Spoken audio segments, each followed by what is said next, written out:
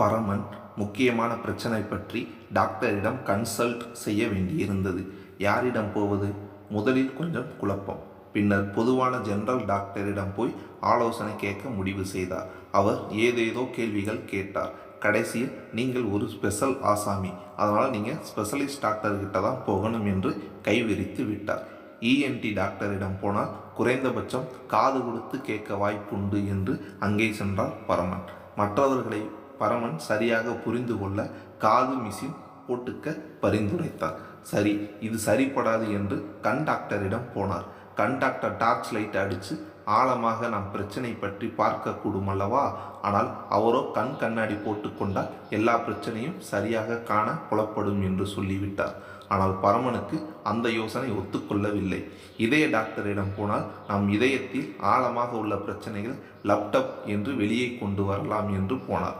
அவரோ உங்களுக்கு week heart, base maker போட்டுட்டால் எதையும் தாங்கும் இதயம் வந்துவிடும் என்று ஆலோசனை கூறினார். அதையும் ஏற்றுக்கொள்ள பரமனின் மனம் ஒப்பவில்லை. எல்லோரும் நம்ம பிரச்சனையை அவங்களோட கோணத்தில் பார்க்குறாங்களே தவிர நிஜமாக என் பிரச்சனை என்னவென்னு பார்க்க மாட்டேங்கிறாங்க என்று அழுத்து போன பரமன் நம் மனதை பற்றி நன்கு அலச தெரிந்த ஒரே டாக்டர் மனநல டாக்டர் தான், ஏன் அவரிடம் போகக்கூடாது என்று முடிவெடுத்தார். மனநல டாக்டர் 108 கேள்விகள் நோண்டி கேட்டார். நீங்கள் 4 பேர்கிட்ட போனீங்கன்னா அந்த 4 பேரும் 4 விதமாக தான் சொல்லுவாங்க.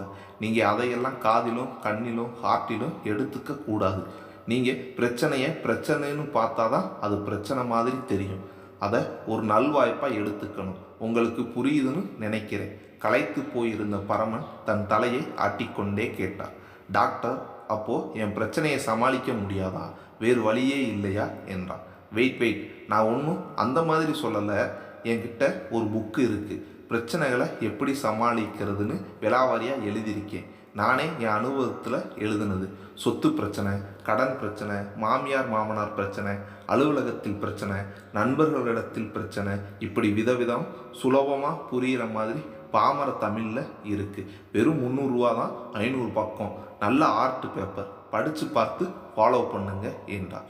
டாக்டரின் வார்த்தைகளில் நம்பிக்கை பெற்ற பரமன் பளபளவென்று அட்டைப்படத்துடன் கூடிய புத்தகத்தை எடுத்துக்கொண்டு ஆவலாக வீட்டிற்கு கிளம்பினார்.